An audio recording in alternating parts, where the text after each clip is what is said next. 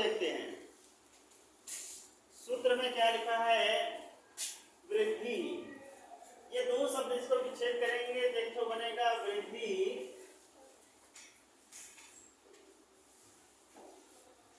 और यहाँ पर एक तो है एच, ये दो शब्द है। अब वृद्धि का मतलब होता है, क्या होता है? वृद्धि माने बड़ा, वृद्धि माने बड़ा, और एच आपका क्या है? प्रत्याहार है। जो सूत्र से संबंधित 42 प्रत्याहार हैं, उन 42 प्रत्याहारों में से भी एक एच प्रत्याहार भी है। जैसे आपने अभी अक प्रत्याहार पढ़ा था इसके पहले, है ना, एंग प्रत्याहार पढ़ा था। अभी जो है एच प्रत्याहार को हम लोग देखते हैं। एच प्रत्याहार के अंतर्गत क्या क्या कौन कौन सा वर्ड आएगा, आप लोग महर्षि सूत्र को खोल कर रख लीजिए। अब महर्षि सूत्र में कौन कौन सा वर्ड आ रहा है एच प्रत्याहार में, आप खुद ही बताएंगे कौन कौन सा वर्ड आ रहा है, कौन कौन सा वर्ड आ रहा है, क्या क्या आ रहा है? ए ओ एन ए,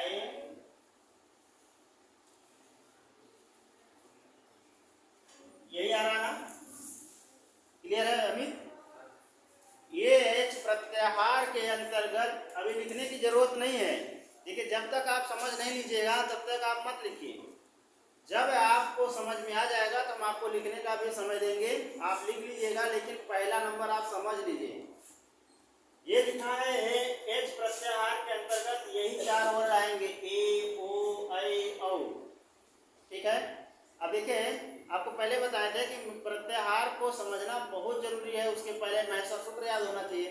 अब महर्षि सूत्र याद हुआ तो प्रत्याहार बनाना आपको सिखाए ही थे। अब यहाँ पर एच प्रत्याहार के अंतर्गत यही 4 वर्ड आएंगे।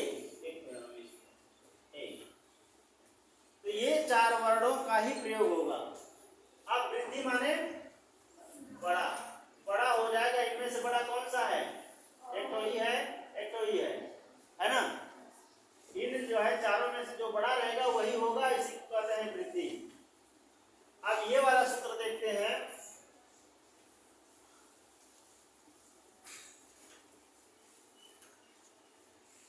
अब यहाँ वृद्धि माने बड़ा ही। अब यहाँ पर लिखा है आत, वृद्धि आत एच। आत का मतलब आपसे चर्चा किए थे, आत का मतलब होता है अ और आ। एच माने ए ओ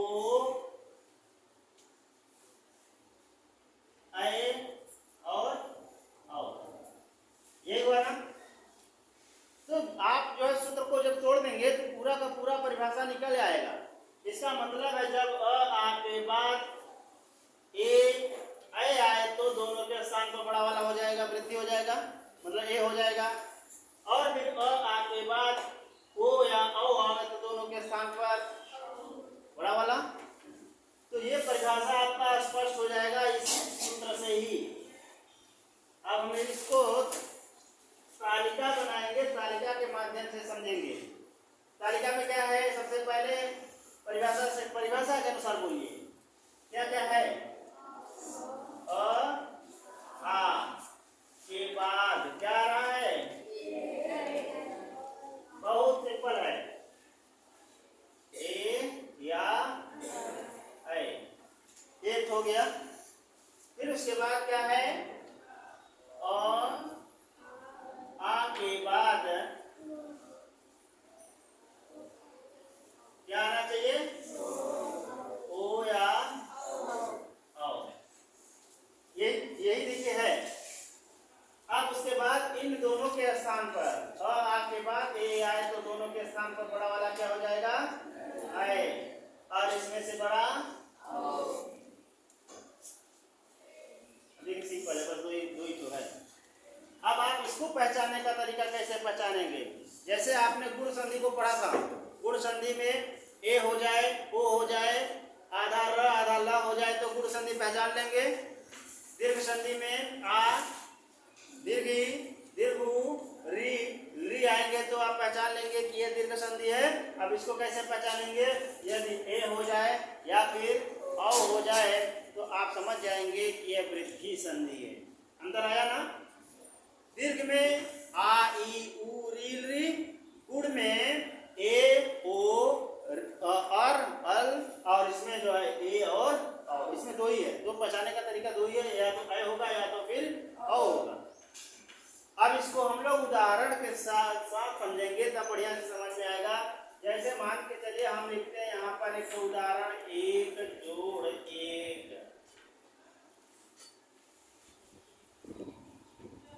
ना, 1 जोड़ 1।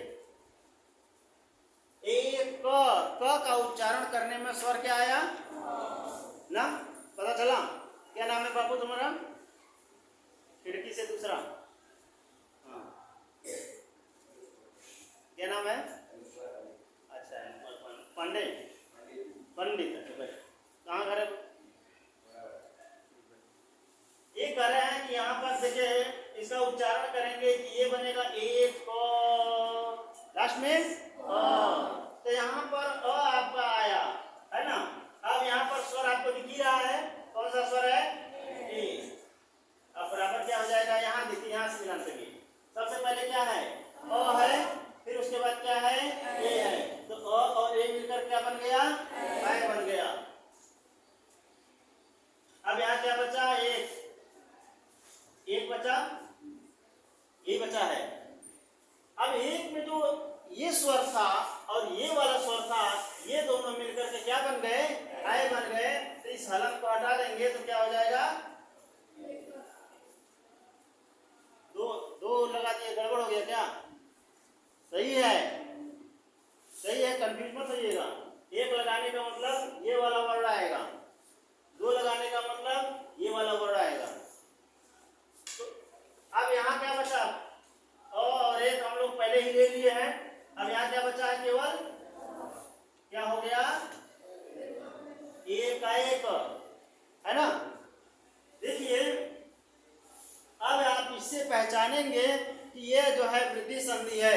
कैसे पहचानेंगे? ऐ की मात्रा लगा है ना, ऐ की मात्रा लगा है तो आप जान जाएंगे कि यह वृद्धि संधि है।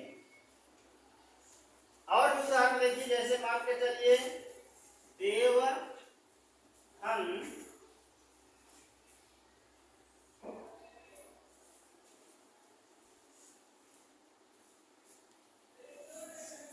देवधन ऐश्वर्यम। अब इसको देखेंगे, देव में कौन सा स्वर है? अ, और उसके बाद इसमें कौन सा स्वर है? ऐ, बराबर, ठीक है। अ है, उसके बाद ऐ है, ये दोनों मिलकर के क्या बने? ऐ बन गए। ये हो गया आपका ऐ। अब यहाँ पर क्या बचा? देव, है ना। इतना बचा है। अब जो ये अ था, ये ए, ये मिलकर क्या बने? आए। इसको हटा देंगे हलक को, फिर ये बन गया देव। अब क्या यहाँ क्या बचा? स्वरयम। कंफ्यूज हो रहे हैं क्या? आवाज नहीं निकल रही, हमको लग रहा है कंफ्यूज हो रहे हैं। ये बन गया देवैश्वर्यम। अब इससे पहचाने, ये आय की मात्रा लगा है, इससे पहचान लेंगे कि ये वृद्धि संधि है ना। अब इसका ये वाला देखते हैं, ये वाला समझ में आ गया होगा। अब इसको देखते हैं, जैसे उदाहरण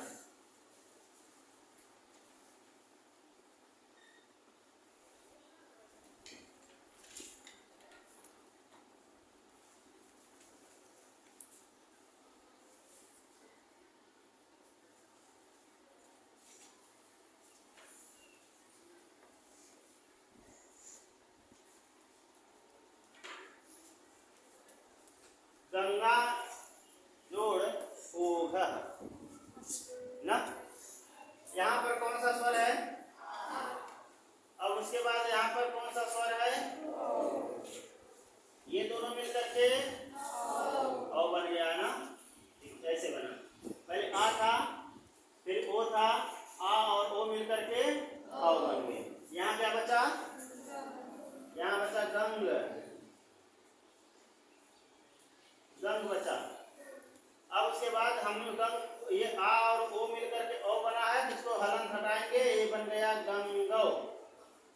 यहाँ क्या बचा?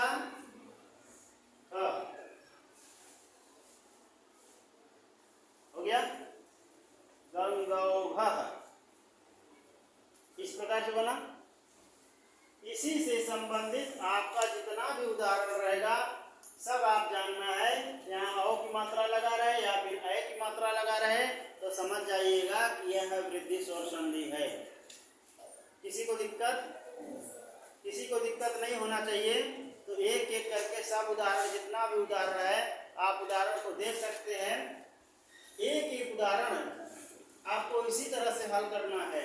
अब आप मान लीजिए किताब में भी रहेगा, संधि रहेगा, तो किताब में अगर जैसे अ और औ लगा है तो आपको जान लेना है कि वृद्धि संधि है।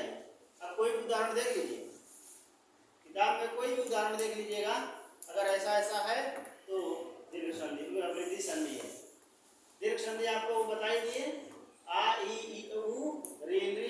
गुण संधि में ए ओ और अल, ये 4 रहेगा तो गुण संधि होगा।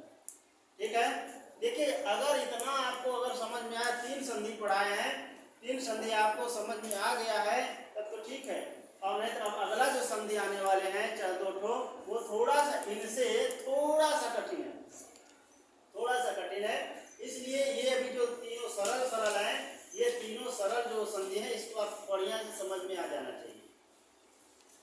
नहीं तो फिर यण संधि और अयाज संधि पढ़ाएंगे तो जब यही समझ में नहीं आया रहेगा तो फिर वो थोड़ा सा कैसे समझ में, क्योंकि इससे हल्का सा कठिन है, बस ध्यान देने की बात है, बाकी कठिन नहीं है। लेकिन इनकी अपेक्षा वो थोड़ा सा कठिन है। ठीक है, तो आप इसको जो है उदाहरण और ये डायग्राम के माध्यम से आप जो है नोट कर लीजिए।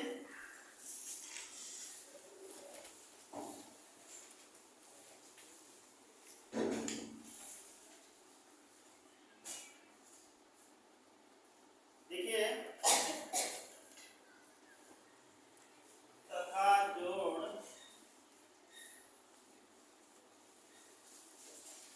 एवं, इसको बनाइए। यहाँ क्या है? यहाँ क्या है? ए बराबर, ये बन गया तथा एक मात्रा हो गया, यहाँ बचा एवं, क्या हो गया? हाँ, महा जोड़ ऐश्वर्यम। ठीक है, यहाँ आ है, यहाँ अ है, बराबर क्या बना यहाँ पर? महा अ हो गया, और यहाँ क्या बचा?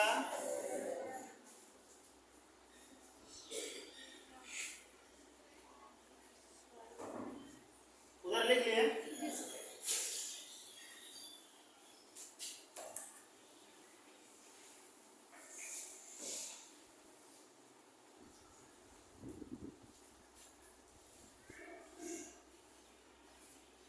महाजोड़ ओजः, क्या बना? यहाँ ओ बराबर, फिर क्या है?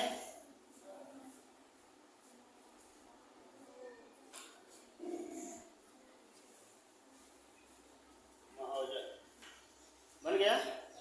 उसी तरह से और भी एक आपको उदाहरण देख लीजिए।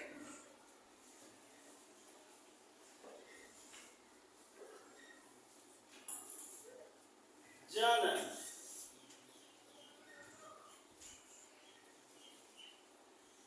औदार्यम, यहाँ क्या है? अ है, और यहाँ पर अ है, बराबर क्या हो जाएगा? अ हो जाएगा, और यहाँ क्या बचा?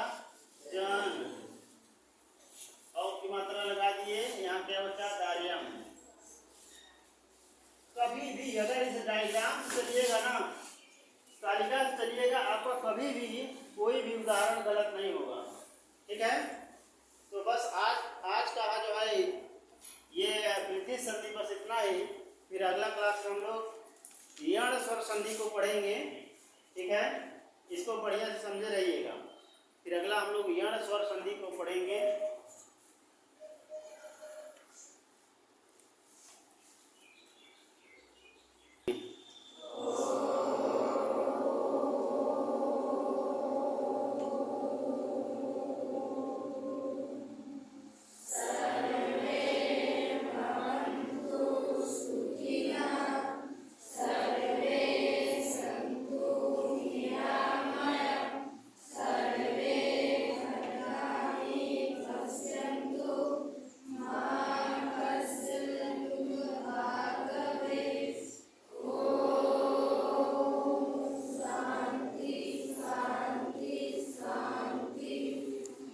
ब्रह्म संस्कृताय